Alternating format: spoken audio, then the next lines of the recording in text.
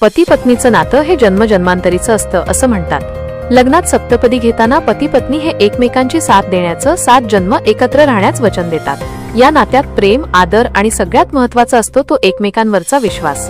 पती पत्नीच्या नात्यात विश्वास असेल तर कितीही वादळं आली तरी संसाराचा पाय डगमगत नाही। मात्र जर याच नात्यात संशयाचं भूत शिरलं तर मग अख्खा संसार उद्ध्वस्त होतो। एकमेकांवर विश्वास नसल्याने कितीतरी जोडप्यांच्या संसाराची राखरांगोळी होते। कोणी वेगळं होतं तर कोणी अजून काही करतं। पण याच संशयातून कोणी कोणाचा जीव घेतला तर एका क्षुल्लक वादावरून पत्नीने तिच्याच जोडीदाराची पतीची दिवाळीच्या दिवशीच हत्या केल्याची धक्कादायक घटना ही पिंपरी चिंचवडमध्ये घडली आहे। चारित्र्यावर वारंवार संशय घेतल्याने पती पत्नीत सारखा वाद व्हायचा।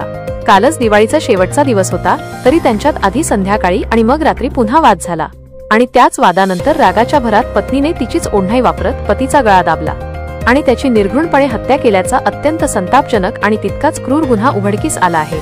आरोपी पत्नीला चिंचवड पोलिसांनी ताब्यात घेतला आहे। मिळालेल्या माहितीनुसार नकुल भोईर असे मृत इसमाचे नाव आहे। तो सामाजिक कार्यकर्ता होता तर आरोपी पत्नी ही आगामी महापालिका निवडणुकीसाठी इच्छुक होती। नकुल आणि आरोपी महिलेचा काही काळापूर्वी विवाह झाला होता। मात्र नकुल भोईर हा त्याच्या पत्नीच्या चारित्र्यावर खूप संशय घ्यायचा, त्यामुळे त्यांच्यात सारखे खटके उडायचे, वादही व्हायचा। काल दिवाळीच्या दिवशी देखील याच संशयावरून नकुल व त्याच्या पत्नीचे संध्याकाळी भांडण झालं।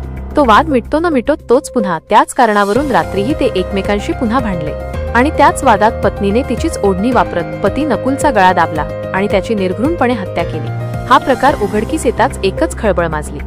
गुन्ह्याची माहिती मिळताच चिंचवड पोलिसांचे पथक घटनास्थळी दाखल झाले आणि त्यांनी मृतदेह ताब्यात घेऊन पोस्टमॉर्टमसाठी पाठवला। तसेच आरोपी पत्नीला बेड्या ठोकून ताब्यात घेतले। या प्रकरणी अधिक तपास सुरू आहे।